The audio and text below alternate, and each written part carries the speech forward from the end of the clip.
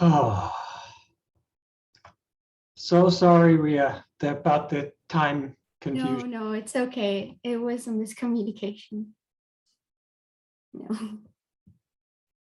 Okay, we can start the webinar whenever you're ready. I'm good to go. Okay. Okay. Hello, everyone. Welcome to the Antimicrobial Resistance webinar hosted by Medgeia. Before we begin, I would like to encourage the viewers to feel free to ask questions in the chat during the webinar's question and answer session, which is going to be the last 10 minutes, and to be involved in this educational platform for its purpose. This webinar will be recorded for those who are unable to attend.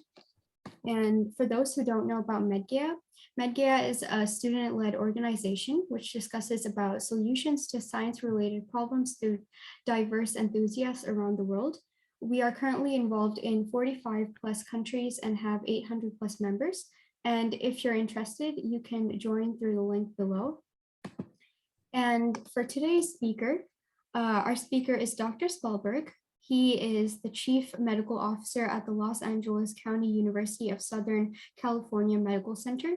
He received his BA in molecular cell biology immunology from UC Berkeley and then attended medical school at UCLA, where he received multiple academic honors, including the prestigious Stafford Warren Award. His laboratory focuses on the immunology, vaccinology, and host defense against highly resistant bacterial and fungal infections. And apart from all these accomplishments, Dr. Spellberg is the author of the award-winning book, Rising Plague, which he wrote to educate the public about the crisis in antibiotic-resistant infections and lack of antibiotic development. He recently published the book, Broken, Bankrupt, and Dying, which is about the story of this tragic failure of American healthcare. He has kindly consented to spend his time with us to share a unique perspective on the topic of antimicrobial resistance, and this webinar will primarily focus on his working and research on this topic. So good afternoon, Dr. Spellberg. It's our pleasure to host a webinar with you, and thank you so much for joining us. I'm sure your wonderful input will benefit us and shed more light onto this topic. Over to you now, sir. Great. Can I share screen? Yes, 1 second. All right. It says host disabled screen sharing. Oh, okay. 1 second. I'll just change that.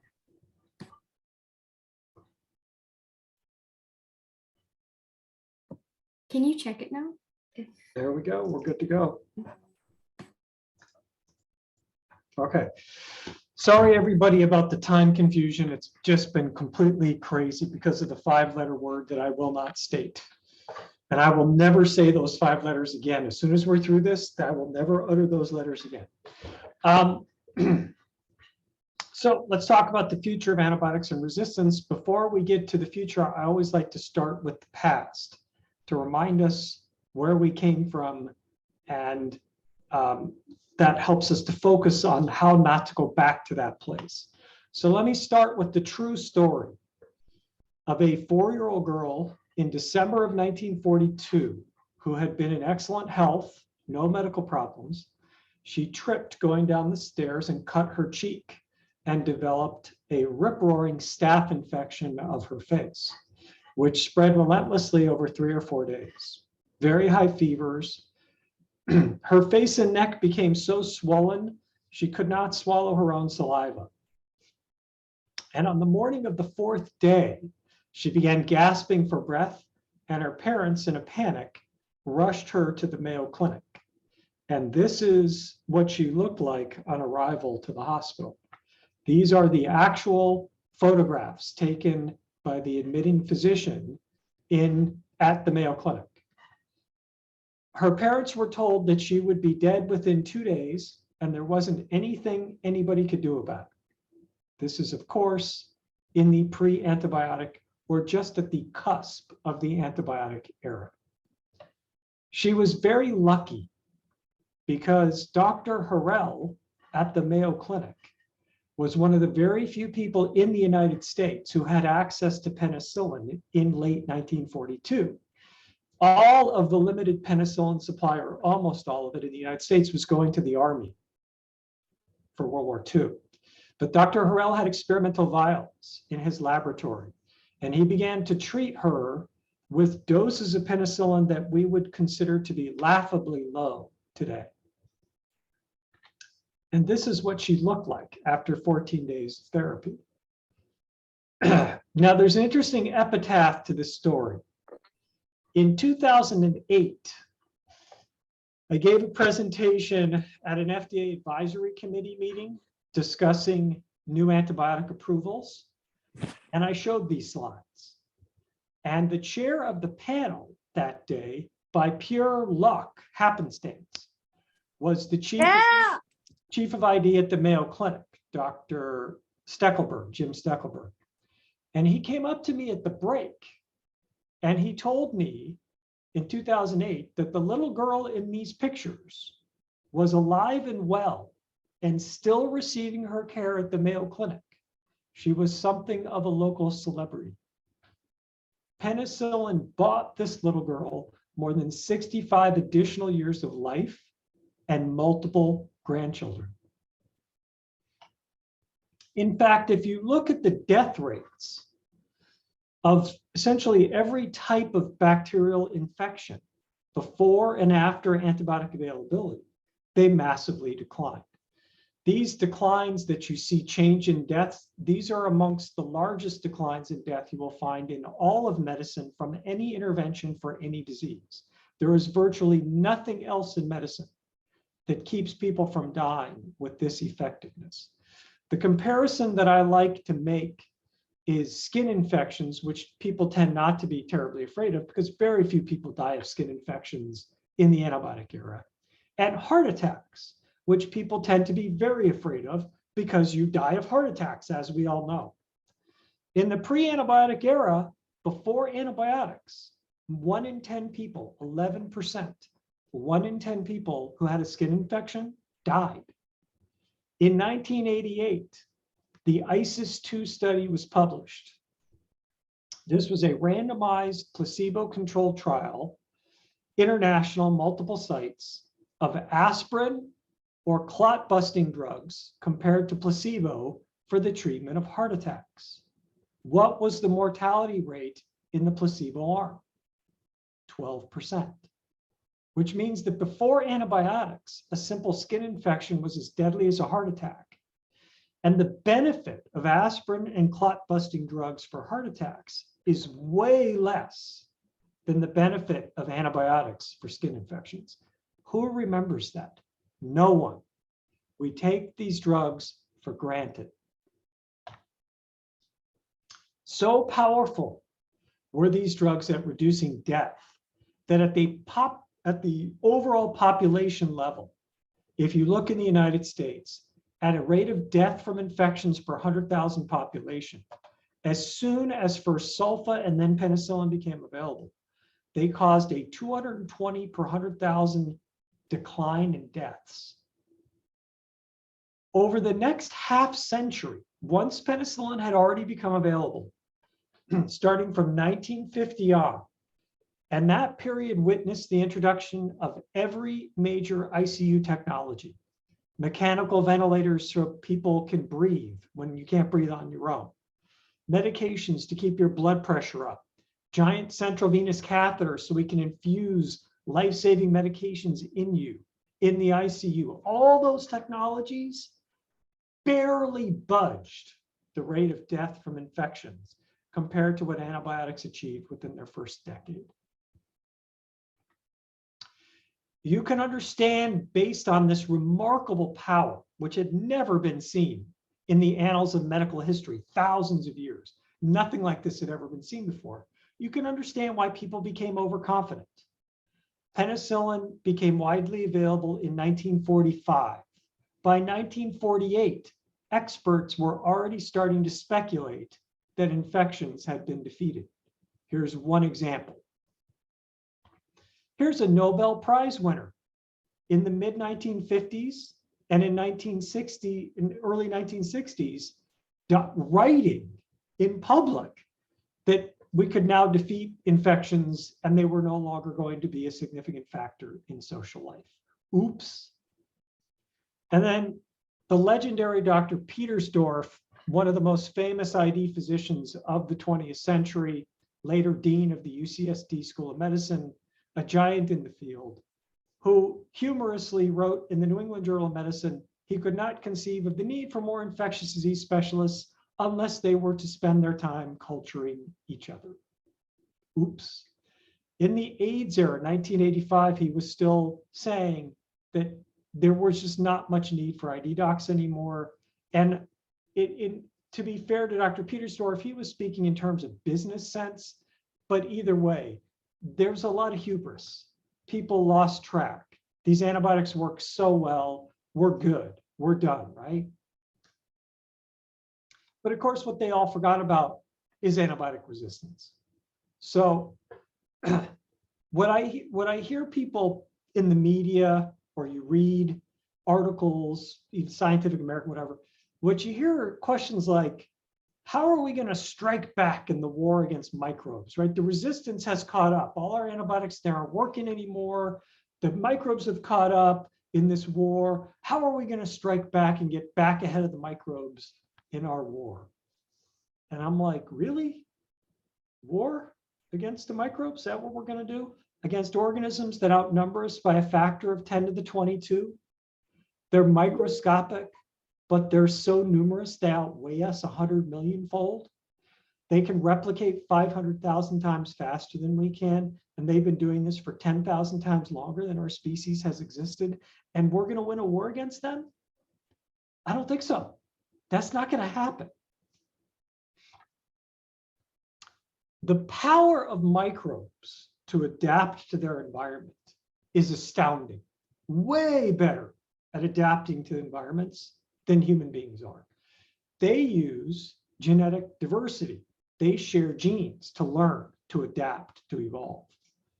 Microbes can share genes across phyla. We can only share genes within our own species. So let's do a thought experiment. What would it mean if humans could share genes across phyla? Well, we would have to be able to exchange DNA with chimps, orangutans, grizzly bears, tigers, walruses, killer whales. That would be pretty cool, actually. I would like to see what comes out of an exchange of DNA between people and killer whales. Falcon, great white shark, frogs, crocodiles, or my personal favorite, the sea squirt. All of these are in our phyla. And bacteria do this every day. Once one of them learns how to do something, they're all going to know how to do it pretty quickly. And I'll tell you, we do our best to educate them. The amount of selective pressure we apply by exposing bacteria to antibiotics is astounding.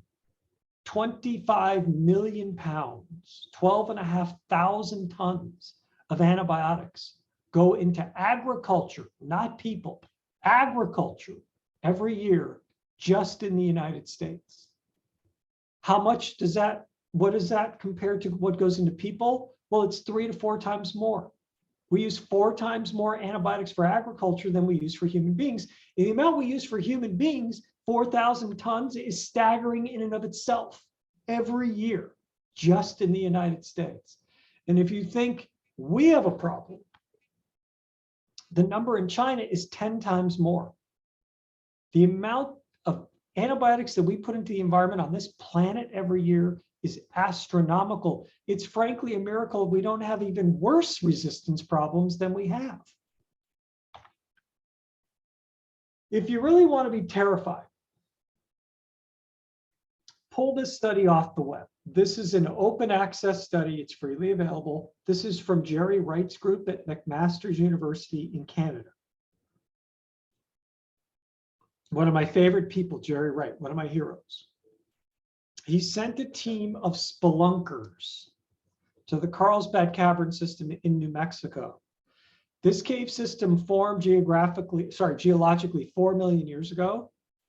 And they went to a deep part of the cave system that had never been explored by human beings before, so it had been isolated from the surface of the planet for 4 million years.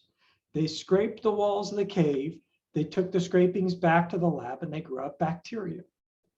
Every single strain of bacteria they grew out was resistant to at least one modern antibiotic. Now you're thinking, well, okay, that makes sense. I get it. I mean, penicillin is produced by molds in nature, right? So there's probably mold in the walls and it's producing stuff and they're all interacting. No, they found resistance to synthetic chemicals that did not exist on planet Earth until the 1980s, including the fluoroquinolones, linezolid, and daptomycin. How's that possible? How could there be widespread resistance to chemicals these bacteria on these cave walls have never seen before? Well, here's how it's possible.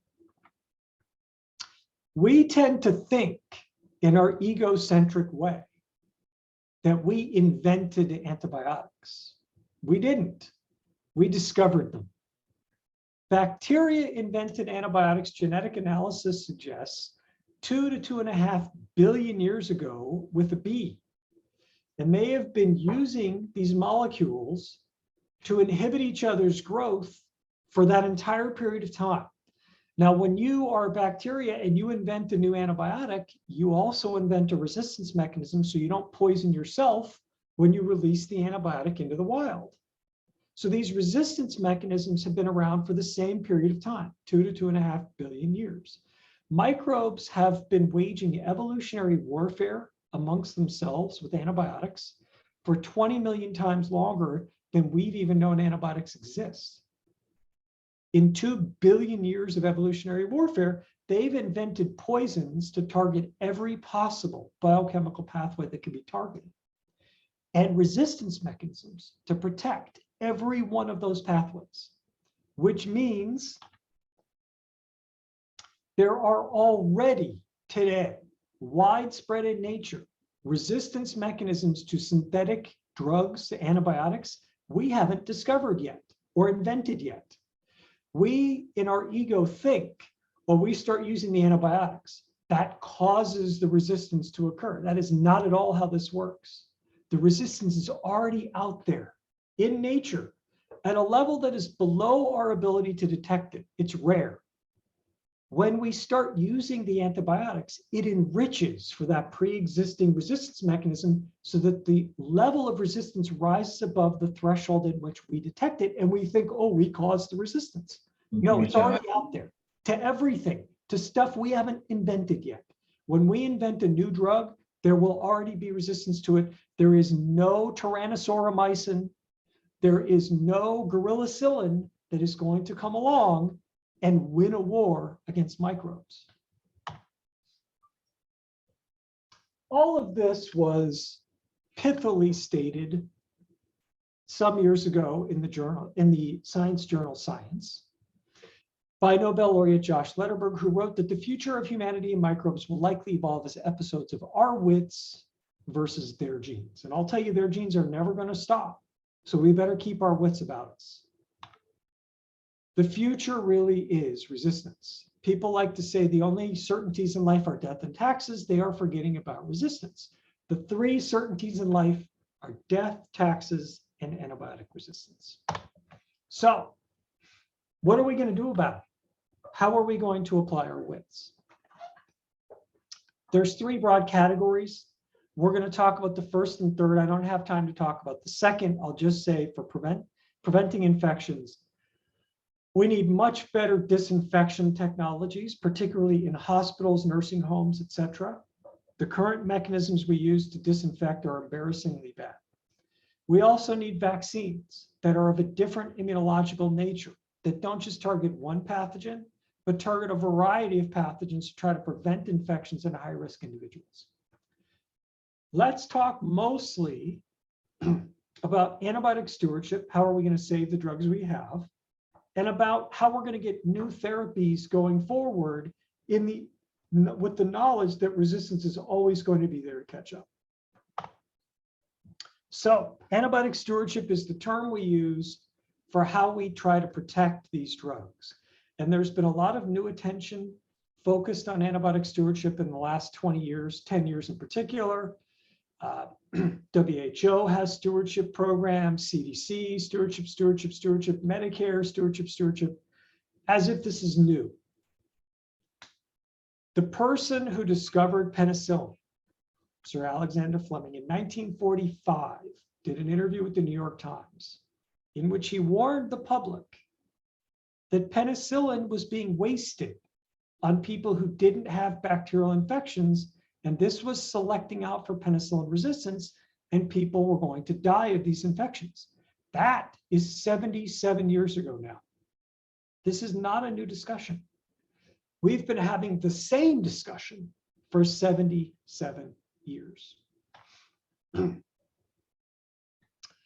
Let me tell you what the experience is like to be an antibiotic stewardship doctor. I do rotate through the antibiotic stewardship service at my hospital. This is a scenario that comes up all the time, okay? There's a patient in the emergency room or up in the hospital. Somebody sends off a urine for culture. The urine grows gram-negative bacteria. They call the stewardship physician and say, I need you to approve broad-spectrum antibiotics because I have a patient with gram-negative bacteria in the urine. So I say, okay, but they have any symptoms of infection? Because it's not sterile down there, you know. Like if you swab my skin, you're going to grow bacteria too. Do they have symptoms of infection? No, they don't have any symptoms, but there's gram-negatives growing in the urine, so I need the antibiotic. So then you say, the term for that is asymptomatic bacteriuria. There's no symptoms, there's bacteria in the urine. That's colonization. We don't treat that. We have studies that show you don't have to give antibiotics for people with asymptomatic bacteriuria. And then they say the following, and they literally say this. I've heard this so many times now. I'm not exaggerating. They say, yeah, I know we don't treat, but there's gram-negatives in the urine, so I need the antibiotic. And you're like, cognitive dissonance? But I don't understand. Like, there's no, what? So let me ask this question. Do you think this is a knowledge deficit?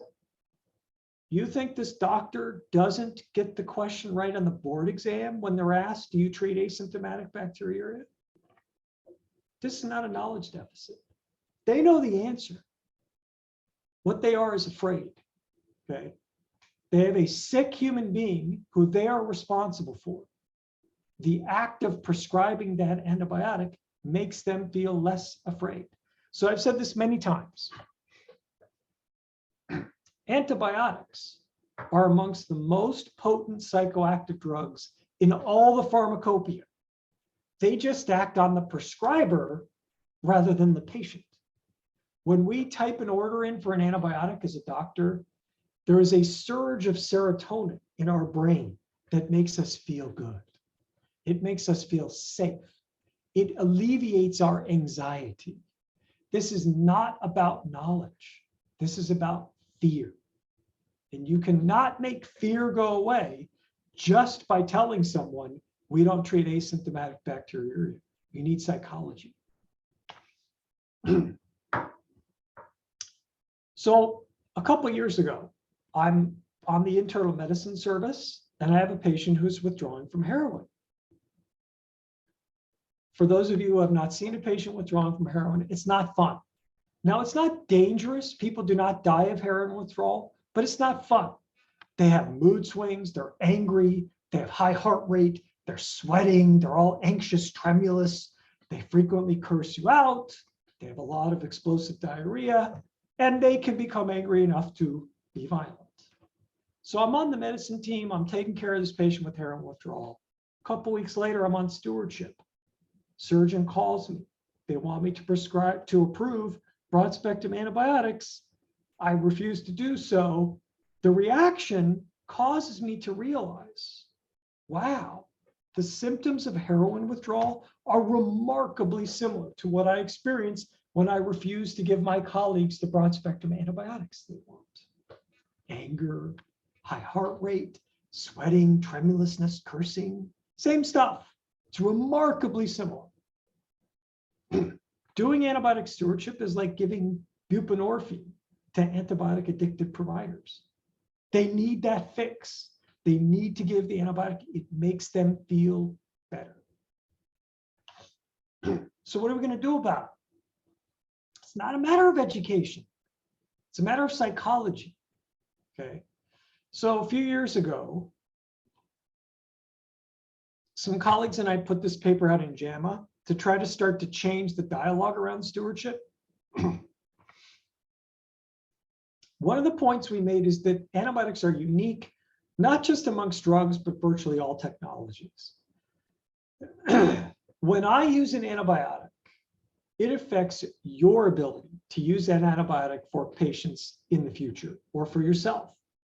When you use an antibiotic, it affects my future grandchildren's ability to have that drug available for their use in the future. They are a shared societal trust. We're all interconnected in antibiotics and antibiotic resistance. One person's misbehavior affects everyone else in society. So what this means is no one has a right to waste them. We do have to restrict them. We do have to control them. The fact that my surgeon wants Zosyn because he likes Zosyn is not an adequate reason to say, oh yeah, go give everybody Zosyn, because you're hurting other people. And that is different. The shared societal trust is different than most other technologies. So I'm not going to go through all of the different ways to deal with stewardship. I'm just going to talk about two that I think are the two most promising in the current era. The first is called short course therapy. It was Dr. Lou Rice, who at the time was chief of medicine at the Case Western VA. He's now at Brown as chair of medicine. In 2008, pointed out that it's really hard to get doctors not to prescribe antibiotics at all. Maybe it would be easier to get them to prescribe antibiotics only for as long as we know is necessary to cure the disease. If we don't overtreat too long, that's still reducing the selective pressure. If I give 1 week of antibiotics instead of 3 weeks of antibiotics, I've saved 2 weeks of selective pressure. So his idea was to shift the dialogue instead of not giving it all to short course therapy. So then you ask the question, well, how long is appropriate? How do you know how long to treat with antibiotics? So I put out this editorial to a clinical trial a few years ago. If you ask the question, what is the evidence? What is the data? What are the studies that tell doctors how long to treat most infections? Why do we give 7 days, 14 days of antibiotics for the vast majority of infections? The answer, if you trace it back in the literature, this 7 to 14 day course, is because in 321 AD, Constantine the Great said there'd be 7 days in a week.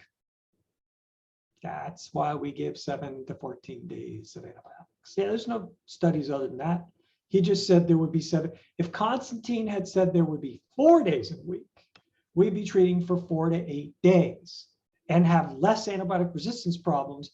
And it'd also be nice because we don't have only 2 work days for the weekend, and that'd be really nice, but he didn't. He said 7 days. So we give 7 to 14 days. This is, to me, so absurd as a basis for durations of therapy that when I'm rounding on ID and people ask me how long to treat, I say, well, how about we treat for 1 Constantine unit instead of 2? I call them Constantine units to underscore how stupid it is that this is the evidentiary basis for how long to treat disease. And in point of fact, we don't need to use Constantine units anymore because we actually have randomized controlled trials for all of these diseases, comparing short course regimens to longer regimens. And in every single one of these randomized controlled trials, shorter courses were just as effective as longer, and many of these shorter courses were not based on Constantine units. So we need to move medicine into the shorter is better era. This is probably the single most effective way in medicine we have to reduce antibiotic resistance and protect the antibiotics we have. Now, there are also some novel psychological approaches, which I don't have time to go into detail, but suffice it to say, there are behavioral economists that have begun to explore how to nudge doctors to do the right thing. This is a fascinating study by some investigators, and all they did was they had the doctor write out a statement, "I will not waste antibiotics on people who don't need them." They posted that statement and a photo of the doctor in the exam room so that when the patient was seeing the doctor, it was staring them right in the face. This is based on a psychological principle called public commitment. Apparently, it is a well-known psychological phenomenon. People don't like to go back on their word in public. So with this photo and statement staring them in the face, that intervention reduced antibiotic prescriptions 20% during influenza season. There was no training, there was no technology, there was no fancy shit. It was just a poster on the wall. These kinds of novel psychological approaches hopefully will become more common in the future. That's the human side. What about the agricultural side? Why do we use antibiotics in agriculture? In the 1940s, it was accidentally discovered that if you feed antibiotics to livestock, they grow fast, they grow bigger faster. So it was an economic, oh my God, I can make more money selling larger livestock. So people just started flooding livestock with antibiotics to make them grow faster. We still don't know the exact reason this occurs, although there are some interesting studies that have come out in the last decade to suggest possible explanations. But the bottom line is that because we dump so much antibiotics into livestock, those antibiotics breed resistance, which then spills into a variety of different ways to get back into the human population. Soil, groundwater, direct ingestion of meat. I've had people tell me, I don't have to worry about this, I'm a vegetarian. And I'm like, where do you think they get the fertilizer to grow the vegetables you're eating? Yeah, from the antibiotic-fed cow, right? So there's still resistant bacteria in that fertilizer. It all ends up coming back into us. In fact, the CDC has estimated that 20% of antibiotic resistance found in humans comes from food. I think this is an underestimate. It only looks at the direct that patient in that moment. It doesn't look at the chain of transmission. There's probably lots of other resistant infections that 5 steps ago were in agriculture, but is transmitted from humans after initial transmission from agriculture. So people have focused on the US, except the US, Western Europe, we're a huge part of the problem, don't get me wrong, but we make up a small percentage of the population of the world and a small percentage of the animals grown in the world. This is a global problem, and it's going to require global solutions. It's not something that can only be solved in one country. There are a variety of solutions. Again, I have a whole hour-long talk just on this topic, so we don't have time to go into them. But the bottom line is regulations in the United States have had some benefit. Okay, it took 30 years to get to the point where they had some benefit, but we have FDA regulations that are non-binding. It's not law, it's regulation. They have slowed the growth of resistance and the growth of use of antibiotics. In fact, over a couple-year period, agricultural antibiotic use actually started to decline, and then it's plateaued for the last couple of years. But in the mid-2010s, it actually did start to decrease by a substantial amount of antibiotic usage in agriculture. The real solution people want is law. Law is very difficult to pass. The agribusiness lobby is very wealthy and very influential in red state Republicans. This is a stretch. Could it work? Yes, but you'd have to get it passed, and I don't think that's likely. Here's the real solution. Why did Chipotle switch to antibiotic-free meat? Why did Tyson Chicken switch to antibiotic-free meat? Why is McDonald's starting to talk more about antibiotic-free meat? Because it's what consumers want. The power of people's pockets and wallets is the real driver to this, is the real solution to this problem. Antibiotic-free meat is the fastest growing market segment in the meat sector. So we need to sort of not focus so much on Congress, which really needs a GPS to find its own you-know-what, and really talk more to the public about their ability to influence meat manufacturers and restaurants who are responding to consumer demand. The more consumers demand antibiotic-free products, the more they will get it. I have heard every excuse in the books why you need to use antibiotics in agriculture, and I reject all of them. I have heard that we have to use antibiotics or the animals will die. And I'm like, listen, pigs and cows, they existed for tens of millions of years before we started dumping antibiotics into them. I think they'll survive. It's too expensive to raise antibiotics with animals without antibiotics. Other countries have proven, Denmark was the first, you can actually greatly expand production using careful farm techniques despite banning antibiotics. So there's all these excuses out there the agribusiness lobby will make about why this can't be done. They're all nonsense. Of course we can do this. We just have to decide we want to do this. The public has to drive this. Now, that's stewardship. For the remainder of the talk, the next 10, 15 minutes, let's talk about developing new therapies for infections. There's a lot that's been written about the collapse of the antibiotic pipeline. And unfortunately, and I was one of the people 15 to 20 years ago really pushing for economic incentives to bring industry back into this business. But the world has changed, as I'll show you. And what we have done is inadvertently created what I call an ID industrial complex, sort of mimicking Eisenhower's statement about the military industrial complex. The ID industrial complex lives in an echo chamber. It wants more taxpayer subsidies. There is never going to be enough. There is no amount of money we as taxpayers could throw their way that will make them happy. So you hear this constant drumbeat in the media about how we have to give pharma more money to get them to make these antibiotics. And I'm here to tell you that is not true. Let me ask you this question. Who do you think wrote this statement and when do you think it was written? The needs are multifold to overcome the problems of resistance, particularly against gram-negative infections, fungal infections, mycobacteria, and viral infections. Doesn't that seem eerily modern? Our big resistance problems are gram-negatives. We're having viral problems right now. TB is out of control. We don't have much going for fungi. God, this sounds modern. This sounds like it could have been written yesterday, right? 1965, people.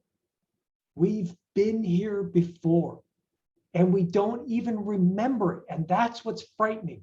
There is no institutional memory. In 1965, a roundtable of the world's experts at microbiology and infections made that statement.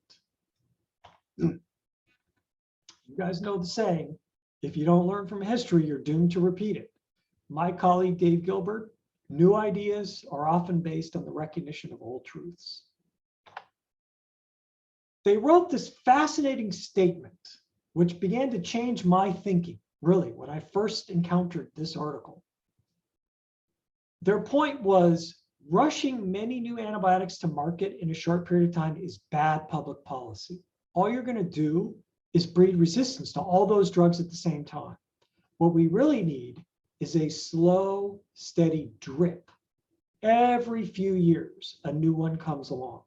Every few years, to try to slow down the pace of resistance, decrease the focus on pushing these new drugs into people. It is better they should be introduced one by one at fairly long intervals. In 1965, these folks published this graph, which showed the explosion of antibiotic approvals for the first 15 to 20 years of the antibiotic era, and then a sudden collapse of the pipeline because it no longer was financially attractive. There were so many antibiotics that had hit the market in such a short period of time. Industry's like, we're not making money on new ones, so we're going to go focus on other disease areas. The pipeline collapsed. Here was your first boom and your first bust through the 1970s. I became involved in 2003 when we all thought we were experiencing the first bust because we didn't remember the real first bust. When this paper was published in 2004, we thought this was the first collapse of the pipeline. It turns out it was the second, okay? From the 1970s to 1980s, there was a big upsurge, a second boom of discovery. And then in the late 1980s to the 1990s, there was a collapse of the pipeline again. There were only 6 antibiotics in development, and there was a 2/3 decline in approvals. This was the second boom and bust. We spent a lot of effort, years, media, newspapers, radio, television, documentary movies, trying to lobby for economic incentives to turn around that second bust, which was happening at the same time resistance rates were exploding. So it was a perfect storm. The result, first, not much. Further collapse through the early 2000s, but then all of these incentives began to become into place that we had been lobbying for to get industry back in the business, such that second bust, third boom. We are now in the middle of the third boom. We are getting antibiotics approved at their fastest clip in the last 30 years. There are now 42 in development compared to 6 in 2004. We have had approvals of every major resistant pathogen in the last 5 years. We haven't been in this good a shape with antibiotics for the last 30 years. So why are we saying there's a crisis? Part of the problem is the stuff that I'm getting I don't need. Pharma keeps developing me too, drugs that don't hit target pathogens. If it's green, I needed it. If it's red, I didn't need it at all. And if it's yellow, I kind of needed it when it began development, but by the time it hit the market, it was already a Me Too drug. There were already other drugs on the market like it. Most of the stuff we get from industry after incentivizing them is stuff that doesn't address unmet need.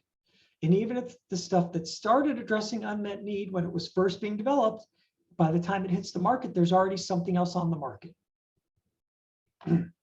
The ID industrial complex wants more profit subsidies on top of everything we've already done to bring them back into the field. In the face of massive government deficit and historically high debt for an industry that is very disliked by the public, that is their solution. Give us more profit subsidies. We'll keep making more antibiotics. So you have to ask the question, why is the market failing? You want us to give you more profit subsidies. Let's start by asking, why is there a market failure of new antibiotics? And the answer is very simple. There are more than 90 antibiotics already on the market. Each new one that comes along has to compete with all of those, right? Each new one that comes along captures a decreasing share. A smaller number of patients get exposed to it or treated with it, so it makes less and less and less money. And this is a vicious cycle, which is only going to get worse. Each time a new antibiotic is approved, it is competition for all the future antibiotics to come. Now people say, yeah, but resistance creates a new market because it's resistant to the other drugs. This may be true, but it's a small market. If you look at the most resistant pathogens in the Western world, you're talking 15, 20,000 cases per year. You can't make pharma level money selling a drug to treat 15,000 cases per year. So this is their wish. Since that's not going to work, they want $1 to $2 billion of profit subsidies for each new drug they bring to market. Well, we brought a new antibiotic to market, give us $1 billion. It's like, where do you think that money's going to come from? I work hard for my money. We're paying massive deficits as it is. This is nuts. Especially when you consider that more than 70% of the public already thinks pharma makes too much money. And you want us to give you profit subsidies like your farmers And these are farm subsidies? Come on, this is not realistic, okay? This does not seem like a realistic solution to me. Artificially propping up a failed market with subsidies doesn't change the market. All it does is actually feed the boom bust cycle. You rush a bunch of new drugs to market. They all compete with each other. The companies don't make money. They go, okay, we're out. They leave again. You trigger the next bust. Okay, we keep feeding these boom bust cycles. We've got to start to smooth it out, slow it down, steady, slow drip, drip. How do we do it? Again, I have a whole hour-long talk on this topic. To me, the solution long-term, we need nonprofits in this space. Nonprofits can focus on much smaller market segments. They don't need to make $1 billion per year. If they make 20 million per year, that's great. They feed that 20 million back into the nonprofit to sustain it. To me, this is a much more sustainable solution in the antibiotic space than creating these fantasy $1 billion subsidies for these companies. So to me, this is probably going to be the future of how antibiotics are developed. There are also novel scientific approaches we need to explore. Antibiotics work by killing bacteria. They're very effective, but the act of killing breeds resistance. The question is, can we find ways to disarm pathogens? We're not killing them, but we just make them not able to cause disease. That will cause less selective pressure driving resistance. Much of the symptoms of infections are caused by the host response to the bug instead of something the bug does itself. Can we actually treat an infection by modulating the host inflammation? Can we hide nutrients from the bugs so they can't grow inside us? Bacteria must acquire trace metals from our bodies or they can't grow. Can we figure out how to hide those metals so the bacteria can't get the food they need inside us to grow? These are novel scientific approaches. They are at the preclinical stage, but I hope in the coming 10, 15, 20 years, we start to see some novel approaches to combat infections that are not strictly dependent on killing bacteria. So here's the bottom line. We need healthcare policies that align the psychology of antibiotic prescriptions and economics with appropriate antibiotic use in both humans and animals. We need new business models and regulatory reform to develop treatments and preventive strategies to hit unmet need even for small markets. And most importantly, fundamentally, we need to stop viewing our relationship with microbes as a war. This analogy is not going to get us anywhere. We need to figure out how to coexist with them, and we need to think of long-term strategies over 50, 100, 500 years, not short-term strategies where we throw money at the problem, solve it for 5 years, and create a worse problem 20 years from now. And with that, I'll stop and open up the floor to questions.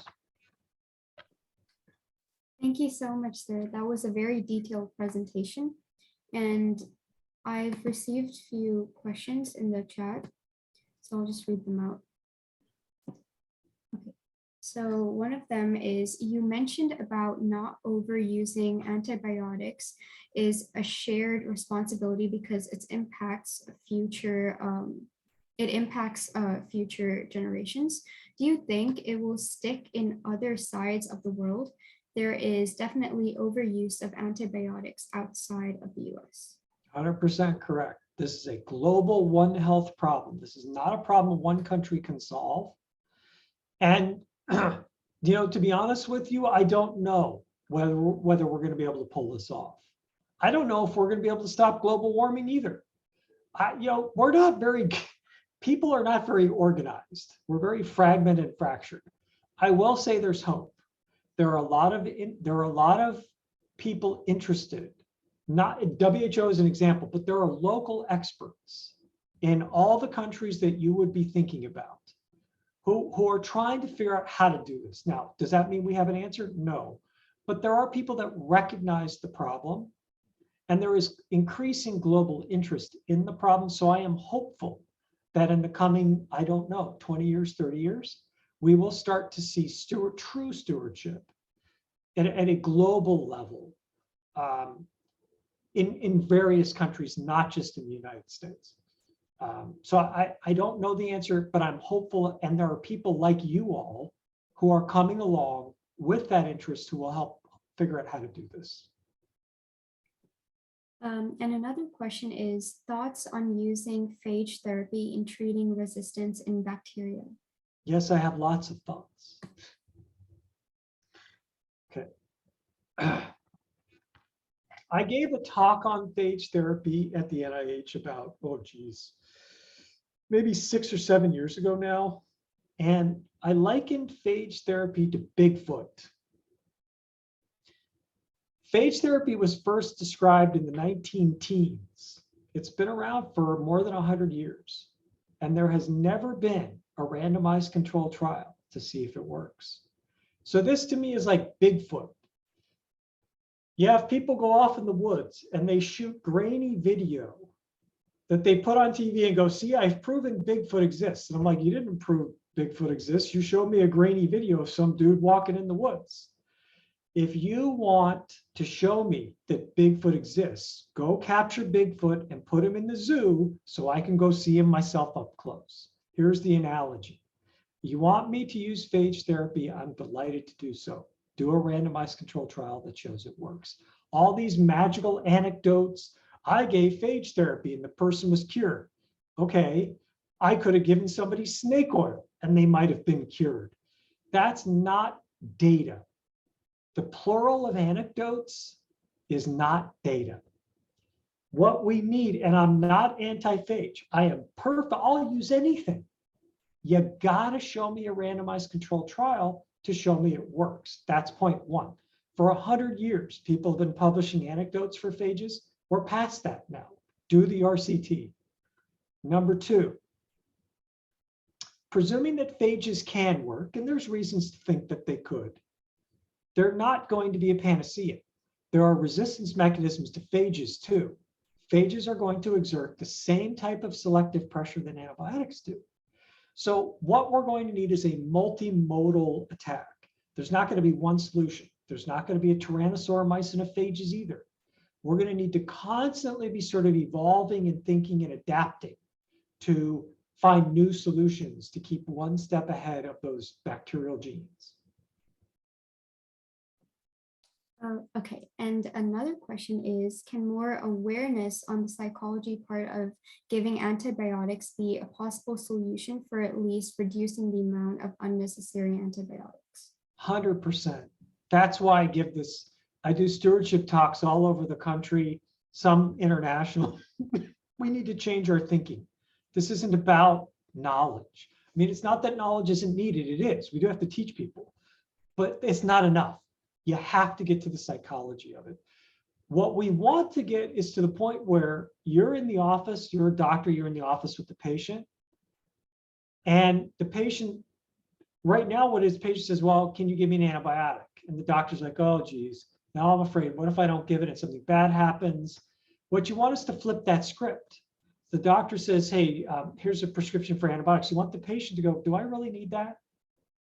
I mean, that's harmful, right? You're going to wipe out my normal bacteria. It has side effects. Are you really sure I need this antibiotic? You want to completely flip the script around psychologically.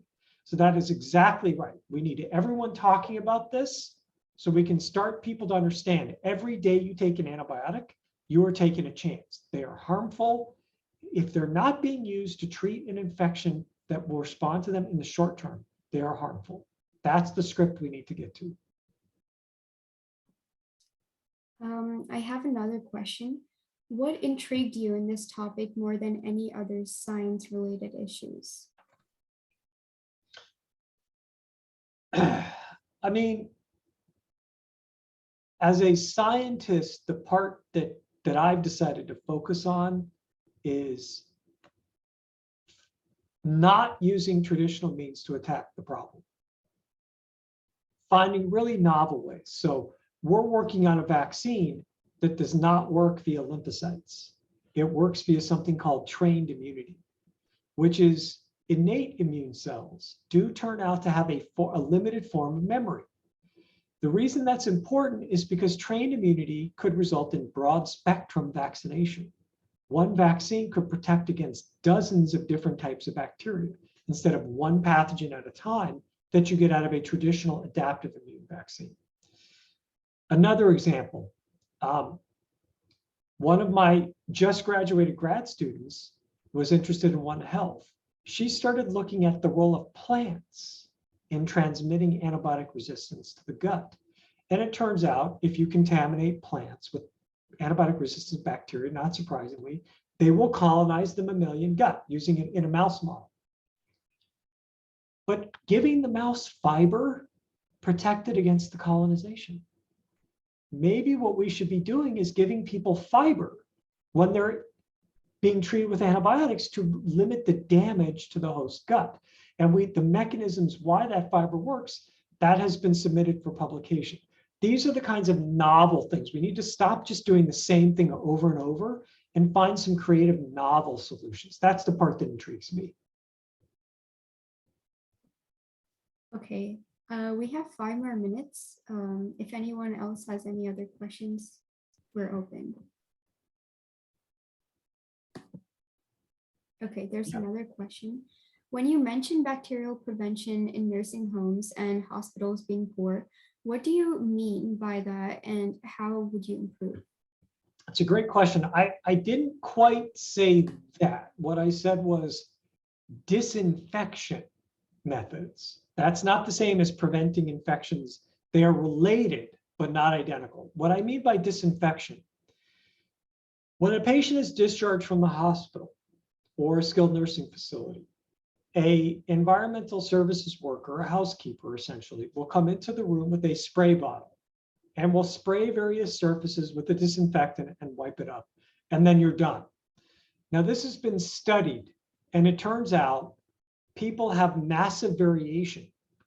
Take 10 different housekeepers, put them in the same room. There's massive variation in how much time they spend disinfecting the room, which surfaces they choose to spray the product on, what type of product they spray. So this is the quote when I do the infection control talk. Look, we've had self-cleaning ovens for 30 years. Why don't we have self-cleaning hospital rooms? In Japan, they have self-cleaning toilets, right? The person's discharged, you close the door, you press a button, the room is filled with a disinfecting mist to every surface is disinfected, done. Why don't we have that? That's the business model we should be looking for. And there are technologies that are on the market now. They are not optimal. They need to be further developed that allow for a uniform misting or use of hydrogen peroxide gas of the room so that all surfaces are disinfected at the same time. That is what I was alluding to as a novel way to approach infection prevention in the hospital. Okay, so I think we have covered all of the questions, and I would like to conclude this wonderful session, sir. Thank you so much for your time again, and we really gained a lot of knowledge and insight from you. And the recorded webinar and presentation will be posted on our Discord channel and our YouTube channel. And yeah, thank you so much and have a great day. Thank you very much. Nice to meet you. Thanks for the invite. Thank you.